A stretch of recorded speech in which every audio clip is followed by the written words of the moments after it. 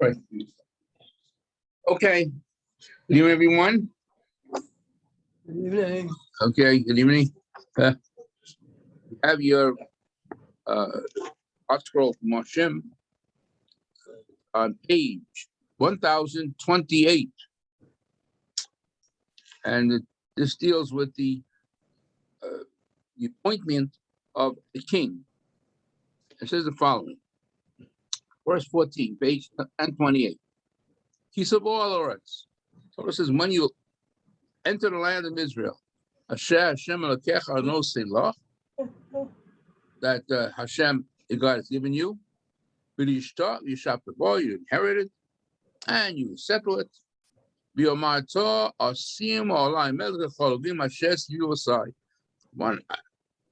a king to be placed over us that all the other nations have. Okay. The Gemara brings down in Sahih the following thing. Tanya, we'll learn in the Bryce. Rabbi Yossi says, Shlosh mitzvos tzhavu Yisrael b'chnisasan haaretz. There are 3 mitzvos that we were commanded to perform when we entered the land of Israel. The first mitzvah is lahamid lamelach. This week's parsha, it's parsha that says you have to appoint the king. The other one I think we've had before, and then to go ahead and to eradicate the descendants of Amalekites, because they were an awful group of people. And in fact, what king was appointed to eradicate the Amalekim? In the book of Shmuel, it says it. It was Shaul HaMelech. Saul. Shmuel, the Navi Shmuel, told King Saul, now's the time to go ahead and destroy the Amalekim. But Shaul didn't complete the job. He had compassion, and he let the animals live. When we said to eradicate the Amalek, it wasn't just the people. That also killed the animals. And just as Shaul had compassion on the animals, he did not fulfill the precept as recorded in the Torah, or commanded by Shmuel, and he didn't. And because of that, he lost his kingship, and the kingship was then given over to King David. Okay, so the second was to destroy Amalek, and the third mitzvah, to build the Beit HaMikdash, the holy temple. And it's called many times Beit HaBechirah, the chosen house. God had chosen that place where the Beit HaMikdash will be built. Okay, so those were the 3 basic mitzvahs that we had to perform when we entered Eretz Israel. And of course, that particular mitzvah to build the holy temple was fulfilled by what king? What king built the first holy temple? Under his leadership. Excuse me? Shlomo, King Solomon. Shlomo HaMelech. But it was David, I must say, David prepared, raised money and so on, prepared for the building of the first Beit HaMikdash. But God told him, because you were involved in war, you will not be the one to build the whole Beit HaMikdash, but it was given over to King Shlomo HaMelech, because in his day he didn't have to do, he didn't do any wars as such. So there was no blood on his hand. Okay, so those were 3 mitzvot to set up a king, destroy the descendants of Amalek, and to finally build the Beit HaBechirah, the holy temple.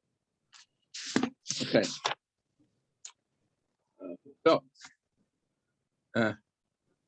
Verse 15. Yes, you should go ahead and appoint for yourself a king. Hashem that God will choose. From among your brethren. To see it's over you, it's over yourself a king. Right? Also, a very important part is that you should not cannot appoint for yourself a person who was not Jewish. Who is not one of your brethren. So it had to be someone who was a Jew. He had to be a Israel. Okay. Or the Gemara does bring down. Gemara says, Tanya will learn in a brisa, Israel. But let's say there was a certain person, and it did happen in history, where the king's mother was a Jew, but not his father. That's still also accepted because, as you know, the religion goes according to the mother. And we find in the second Beit HaMikdash, Agrippas, his name, Agrippas, Agrippa in English. Agrippas HaMelech had a Jewish mother and a non-Jewish father, and he was a ruler or king over Israel a few years before the destruction of the second Beit HaMikdash. And in fact, he was very observant. Yeah. Now, then it says, now the verse says, "Mikerav achecha," from among your brethren, and the Gemara goes a little further. Look what the Sifri says, "Mikerav achecha," among your brethren, below michutz la'aretz. Very interesting halacha. If a certain Jew in the time when Bnei Yisrael had the Holy Temple and the majority of Jews lived in Israel, they were not allowed to appoint a person who resided outside Eretz Israel. Lo michutz la'aretz, had to be among your people who lived in Eretz Israel. Interesting halacha.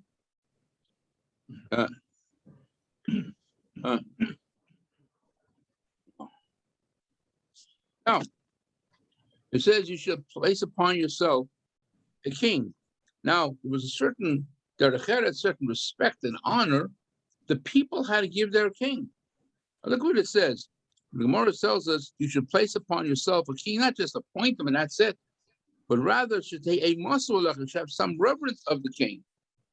You have to have some respect and honor. And here are some things that, according to the Gemara Sanhedrin, things that were not allowed to be done. If a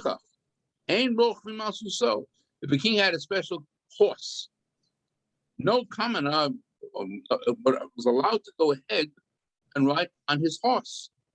And certainly his throne would be disrespectful to go ahead and sit on the king's throne. Or if he had certain staff, a scepter, whatever it might have been, you don't use it. A person was not a king, could not go ahead and use that. And even when the king would take a haircut, people should not be around. Only the barber had to do it. But other than that, nobody should be around when he's taking his haircut. Below Kishu room, always in a shower or a bath, and he's naked. Below Kishu, or in a shower house or wherever it was. So these were certain things that were rules and regulations to show reverence for the king that was appointed. Okay. Yeah. Further. Now, so Simalech HaMelech. You shall place upon yourself a king, the verse says. So, and says the Gemara, Melech below Malka. Okay, we hope the ladies will get angry at this, but it says it should be a king and not a queen. So only a male was allowed to be a king and the ruler of Eretz Israel, of Bnei Israel. A queen, I mean, of course, there were queens, but they didn't have the power like a king. They cannot be the kings. Okay. Now in verse 16 describes for us several restrictions that a king had. Rak lo yarba lo susim. You should not go ahead and have a multitude of horses. And the next verse will tell us. It will tell us. Oh, it says it soon. Why that would be a prohibition. Below yeshivas Mitzrayim, they were always concerned, or the Torah was always concerned, that we should not go back to Egypt. And it seems like the center of the thoroughbreds, the best horses in those days, all came from Egypt. So the Torah warned us not to go ahead and have a lot of horses. You should not return to Egypt. Of course, the king was allowed to have as many horses for his army and for protection of the people of Eretz Israel, but not to overdo it, not to have more so than he needs. Hashem Amar Lachem, as God said to you, I told you, don't return back to Egypt. Okay, so here we see that the king was allowed to have horses, again, only enough for his needs. And at least the Torah brings down there was the problem was that they didn't want Bnei Yisrael to return back to Egypt. Because remember, there were slaves there, and the Torah does not want us to go back to Egypt. However, you know that throughout the years, there was a large Jewish community in Egypt. How was that permitted? How did a Jewish community come about in Egypt if the Torah explicitly states not to return back to Egypt? How do we understand it? Any suggestions? Okay. And Rambam was there. Yes, that's what I'm saying. What right did the Rambam? I'm sure he discussed it as well as I know it. What was he doing there? Or for many years, there was a large Jewish community in Egypt. How could they justify that a Jewish community may be established in Egypt? Okay, so some say when the Torah says we do not want you to return back to Egypt, it meant to go from Israel to Egypt. However, throughout history, as you know, the Jews were exiled from Israel, and they went to countries in Europe, wound up in Spain, and so on. So if you came from a different country, not from Israel, if you came from a different country and then you made your way back to Egypt, that would be permitted. The only prohibition was to go from Israel to Egypt, according to some. Okay, now,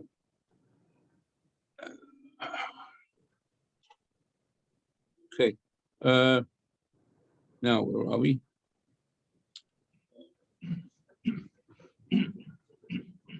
Gemara brings down a little different interpretation, which is not to return back to Egypt. There's lots of people who don't return to Egypt. Yeshiva Tocho is there.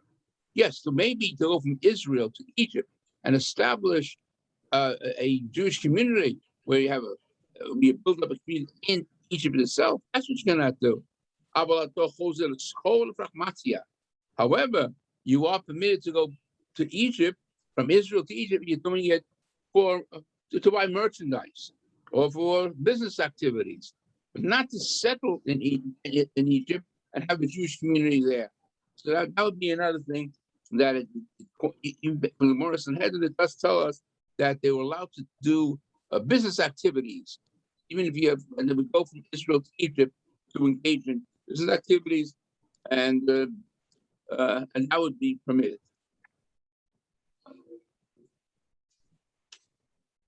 Verse 17. Lo yar below noshim. You shouldn't have too many wives. Very interesting. How many wives the king was permitted? How many wives did David HaMelech have? A lot of wives. 18. Would you believe that? 18 wives. You can't have more than that. Well, anyway, maybe in those days, that king had harem of hundreds of wives. Who knows how many there were? But anyway, according to the Torah, we find from David HaMelech, he had 13 wives. So he couldn't have more than that. Okay.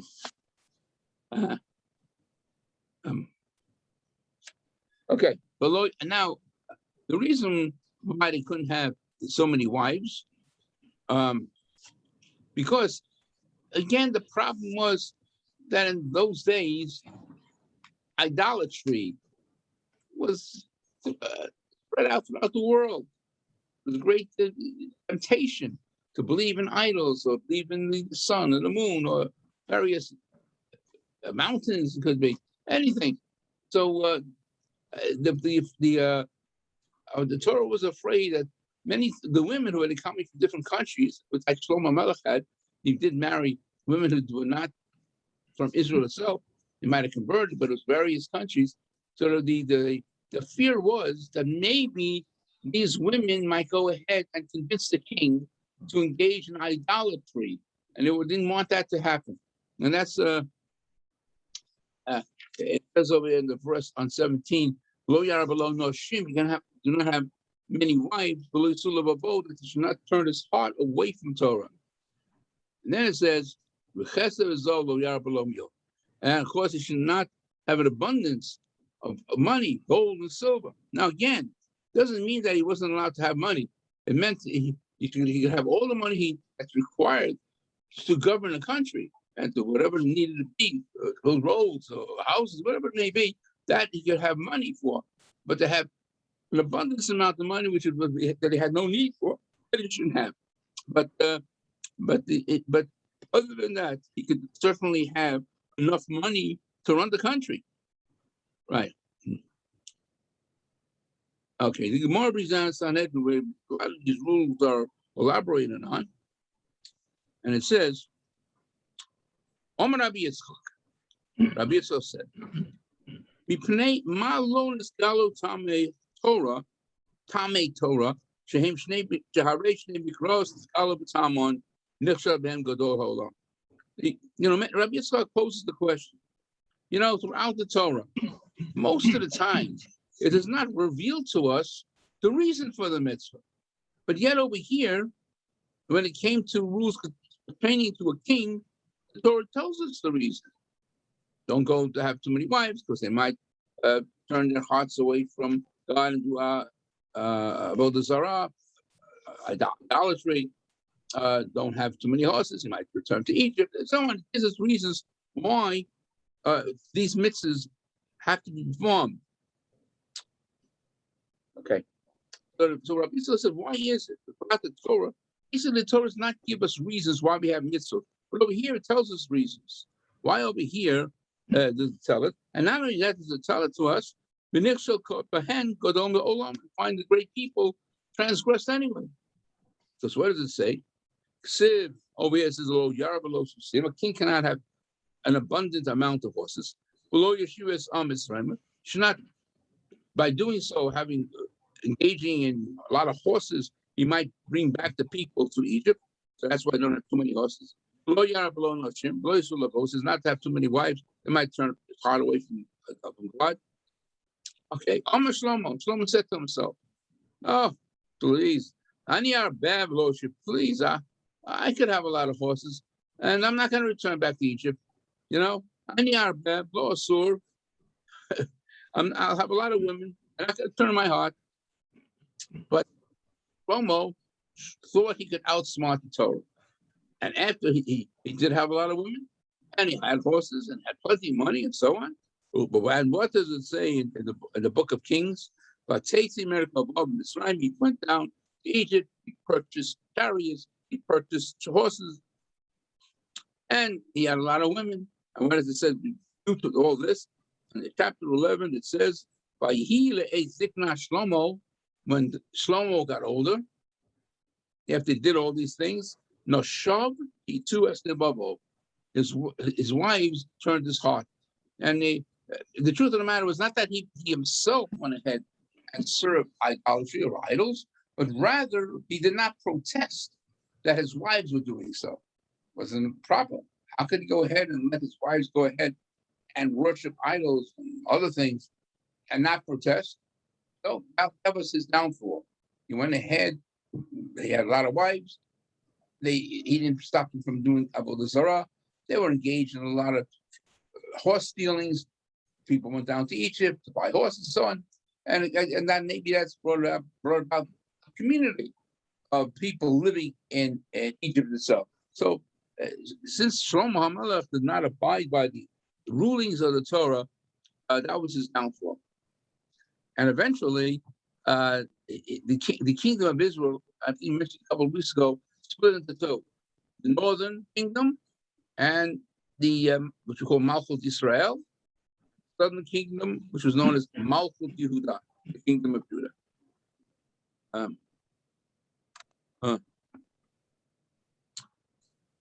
Verse 18. Now here's a special mitzvah that a king had. We also have this mitzvah that we're soon going to see, but he had to do a little more. When he sits on his throne,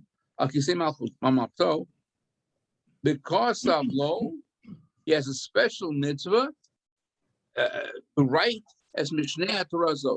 I'll say to write a Sefer Torah. Under the leadership of the Kohen and Levim. Now, all of us, you and I, have a mitzvah to write a Sefer Torah, right? By the way, today, how do we fulfill such a mitzvah? How could you and I fulfill the mitzvah of writing a Sefer Torah if we're not scribes? I don't think any of us here are scribes. No. You can Yeah, delegate. okay. Yeah. You can delegate to somebody else. Right. I'm sure many of you might have attended the Siyum HaTorah. When Yes, somebody definitely. it's so often you have somebody donating a Sefer Torah to the shul. And what the sofer does, the scribe does the following: usually the last amud, the last column of the Torah, he just writes the outline of the letters. Right. And that's a way of also getting people involved in writing the Torah. This mitzvah is all of us, certainly most of us, do not know how to write a Sefer Torah. So what do? You give it a certain amount of money for tzedakah, and you're called up, and usually the sofer will point out the letter that you fill in. Usually it's like the initial of your name, and he usually holds your hand too when he does it, when you do it, and you fill in the letter, and everybody fills in the letter, whatever it may be, and that's the way you and I today go ahead and fulfill the mitzvah of writing a Torah. We don't know, we're not scribes. We don't know how to write it ourselves. That's a good way of doing the mitzvah.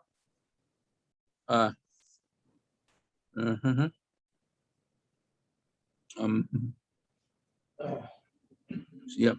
Now, on verse 19, it says, "Well, you saw Imo, this Sefer Torah that the king himself will write, which shall be with him all the time.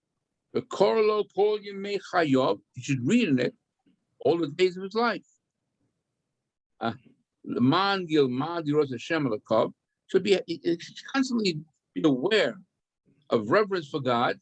The Shmor is called the Ivrei Torah Hazos, to guard all the words of the Torah, mitzvos, and so on.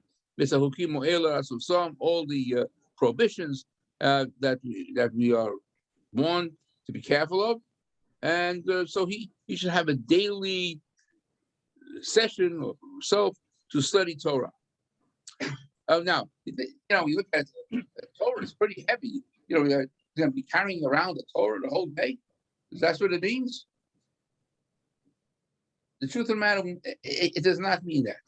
And it doesn't even mean that he has to write a complete Torah. Some say it's in certain sections of the Torah that have have a lot of mitzvot pertaining to it. And it was rolled up, it was placed in a pouch, and he wore the Torah connecting to his arm, the muscle part, the upper part of his arm. So that's how he was having. He has a Torah wherever he was. If he went into the dining room, he had the Torah with him, or whatever it was.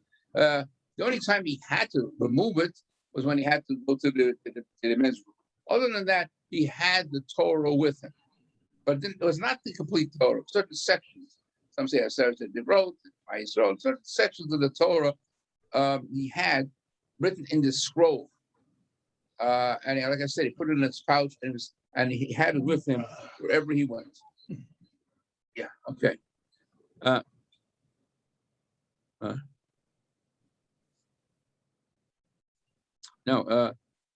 Now here's something.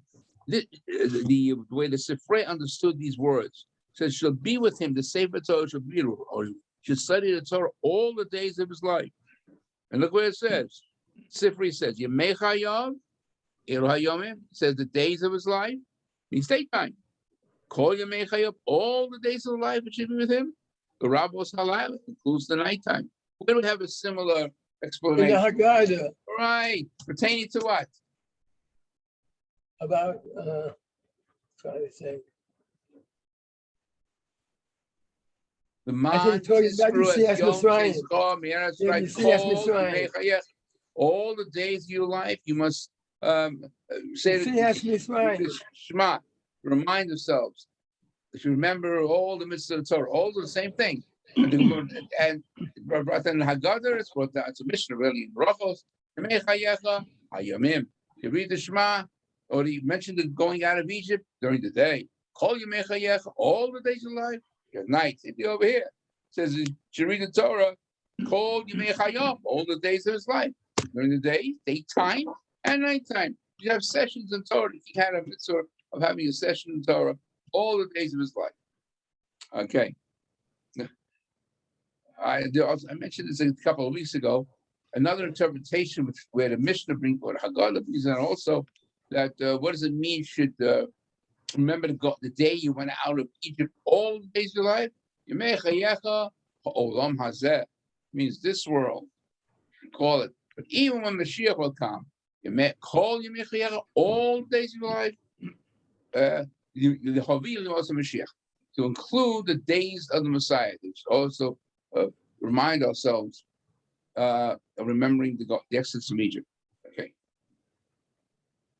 So most probably over here also, when it says "Kol Yemei Chayecha," the mitzvah of having that the king had to have a Torah, like I said, in a pouch connected to his arm, even the time of Mashiach, have the same mitzvah, all the days of your life, including that.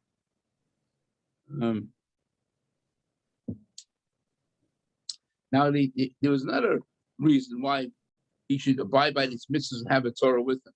That's what we should call the vilti rum levavo mecha. We should not become arrogant that he thinks he's great, that he's greater than anybody else. Although he does have the power, but he shouldn't feel like he's so overwhelmed by it that he goes to oppress all other people. And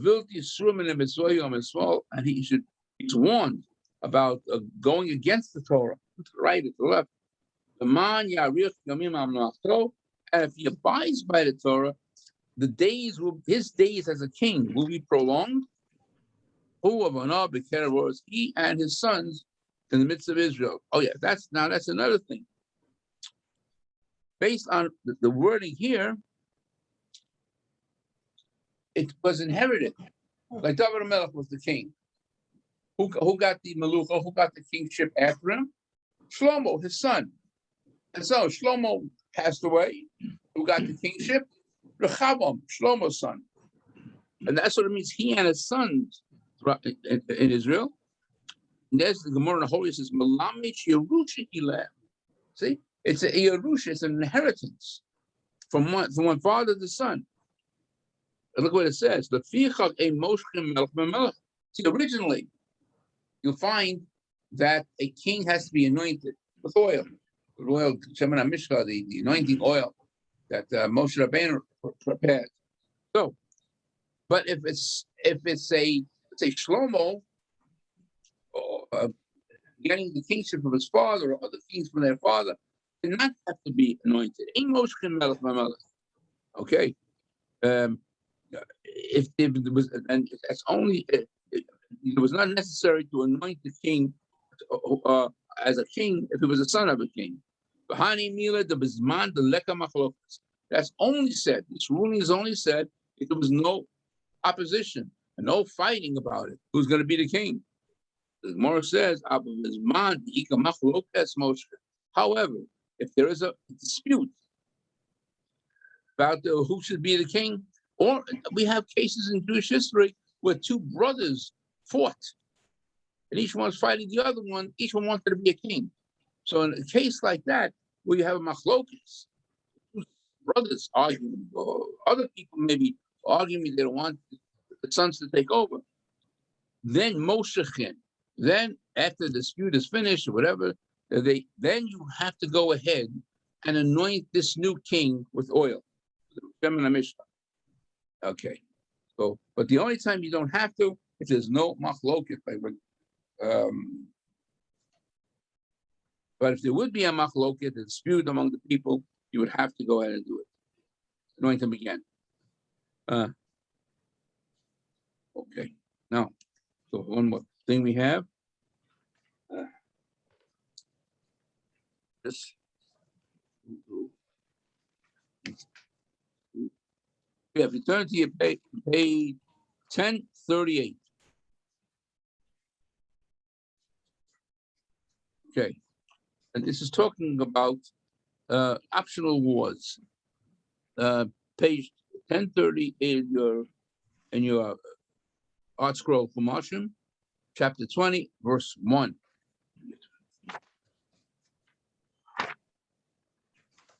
And when it comes to what we call a milchemes mitzvah, a war considered a mitzvah to do this war. What's an example of a milchemet mitzvah, a mitzvah war? You mentioned it before. Let's say to drive out Amalekim, the Amalekites, to drive out the Canaanites, those 7 Canaanite tribes that inhabited Eretz Israel. That's a milchemet mitzvah. No exception from that. Everybody has to be involved in destroying or driving out those tribes. That's milchemet mitzvah. But the Torah over here is not talking about milchemet mitzvah, but milchemet reshus, an optional war. What's an optional war? Well, let's say they needed some food, then and maybe the other nations want to sell it to them, so they have a right to go ahead and start a war to get the food. That would be an optional war to expand the boundaries. If there's so many people that they had to expand the boundaries, that would be called milchemet reshut, an optional war.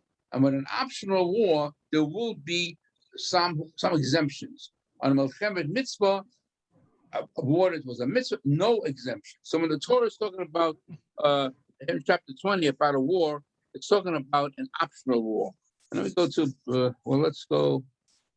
Let's just go to the exemptions. There's a coin. By the way, there's a special coin. It was called the coin Meshuach Milchama. Meshuach Milchama. A coin who was anointed to be the spokesman at a optional war, and he proclaimed certain people could go home because they're exempt from this particular war. Okay. And it says in verse 5, chapter 20, verse 5. And the officers spoke to the people, saying, if any of you have built a new house, but you didn't have a chance to live in it, so what can you do? Return home and live in your house, dedicate your house to live there. Because it's a possibility that you might be killed in the war and somebody else will get your house. Okay. That's the first exemption. The second exemption, if you planted a vineyard, but you didn't have a chance of eating from its fruit, from the vines, the grapes, back and return to your house. But somebody else might get it if you don't go home. If you're not dying, you might die in the war. Another exemption. And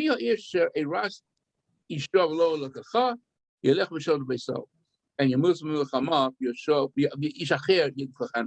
the third exemption, in the time of the Torah, the time of the Talmud, there was a two steps for a wedding. We don't do it today. We have to do it all in one step.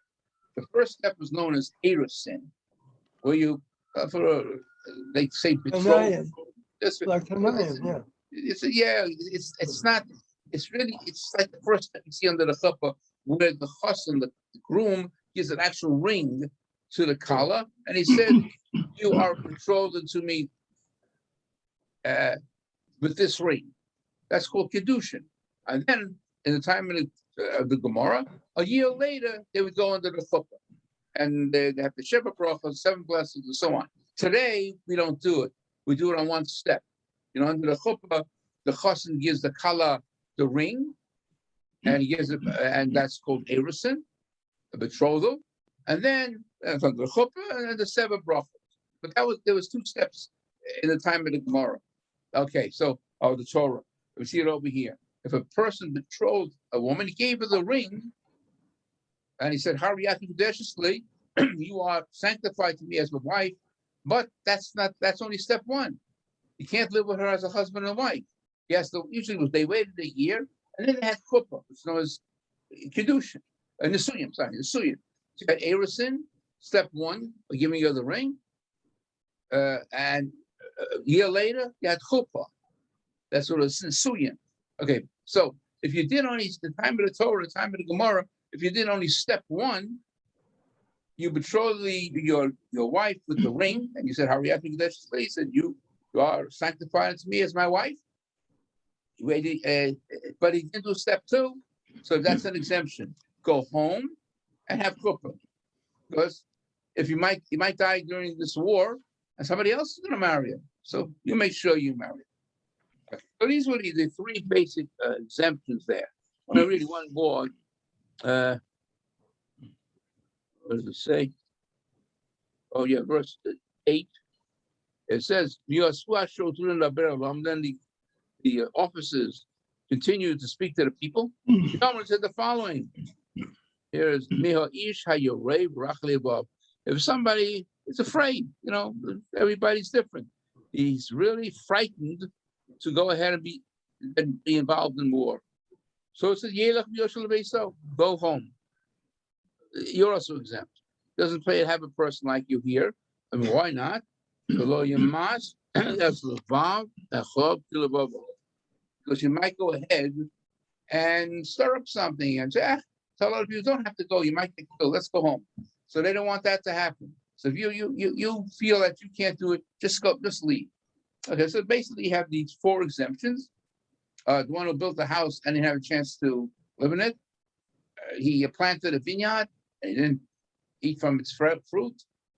Did the first step of a marriage and he didn't do chuppah, or somebody who was very frightened and they were afraid that he would go ahead and discourage others from engaging in this war. So that was also an exemption.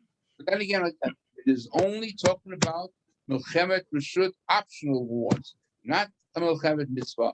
Comes to a mitzvah war, no exemptions. Okay. In fact, the Gemara brings down and says, if there's a war going on and it's a mitzvah war, a chassid should run out of his chuppah. That was the expression used. You just don't stay. You just right away you go ahead and do the war. And there was something similar that I remember when they had the Yom Kippur War, where we had people just running out of shul with the talisman.